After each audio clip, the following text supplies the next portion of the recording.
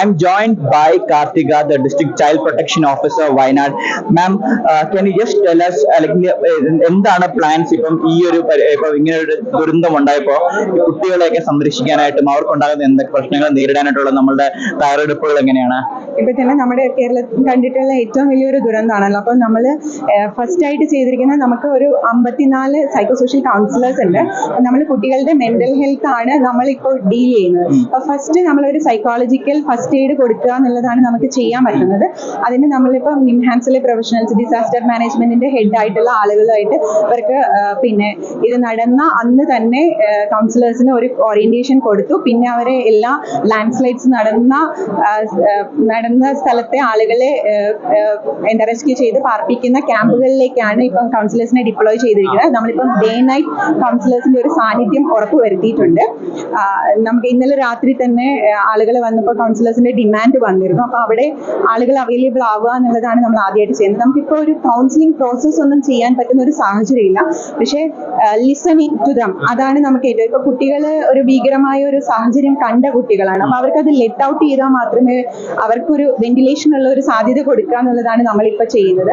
പിന്നെ നമ്മുടെ ഒരു പ്ലാൻ ഓഫ് ആക്ഷൻ എന്ന് പറയുന്നത് അവരുടെ ഒരു അസസ്മെന്റ്. കാരണം ഇമ്പാക്ട് പലതരത്തിലുള്ള ലോസ് ആയിരിക്കും ഓരോ കുട്ടികൾക്കും ഉണ്ടാവുന്നത്. അതിന്റെ ഇമ്പാക്റ്റും ഓരോരുത്തരിലും പല തരത്തിലായിരിക്കും. അപ്പൊ അതിന്റെ ഒരു അസസ്മെന്റ് നമ്മൾ സെക്കൻഡ് സ്റ്റേജ് ആയിട്ട് നമ്മളിപ്പം നമ്മുടെ ഒരു പ്ലാനിലുള്ളതാണ്.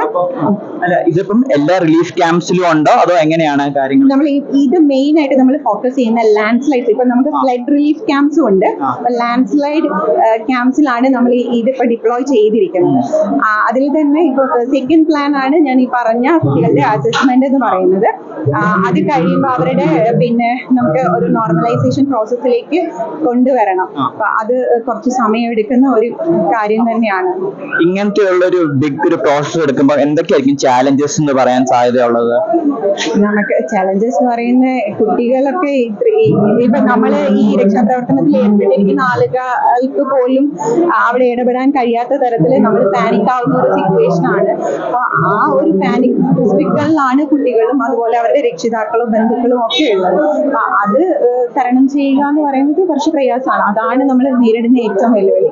പിന്നെ നമുക്ക് അവർക്ക് വേണ്ടുന്ന ഫിസിക്കൽ നീഡ്സ് അത് നമ്മൾ അസസ് ചെയ്ത് പിന്നെ അവരിലേക്ക് എത്തിക്കുക എന്നുള്ളത് സെക്കൻഡറി ആയിട്ട് നമുക്ക് ചെയ്യണം.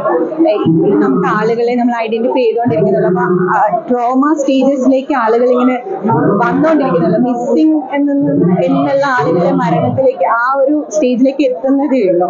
ഐഡന്റിഫിക്കേഷൻ പ്രോസസ് എങ്ങനെയാണ്? ക്യാമ്പുകളിൽ നിന്നാണോ അതോ എങ്ങനെയാ അത്? കുട്ടികളെ നമ്മൾ ഫസ്റ്റ് സ്റ്റേജ് ഓഫ് ഐഡന്റിഫിക്കേഷൻ എന്ന് പറയുന്ന ക്യാമ്പുകളിലുള്ള കുട്ടികളെയാണ്. നമ്മൾ ഒരു 2 ദിവസം കഴിഞ്ഞിട്ടേ നമ്മൾ ആ അസസ്മെന്റ് പ്രോസസ്സിലേക്കൊക്കെ പോവുള്ളൂ. ഇപ്പൊ കുട്ടികളെ കേൾക്കാനുള്ള സാഹചര്യം ഇപ്പൊ ഹെൽപ്പ് ഡെസ്ക് ആയിട്ട് ഇട്ടിട്ടുണ്ട്. പിന്നെ റൂമുകളിലേക്ക് തന്നെ പോകുന്നുണ്ട്.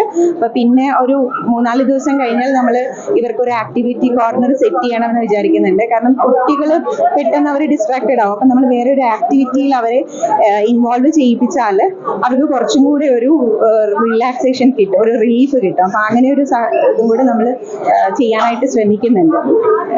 Thank you ma'am.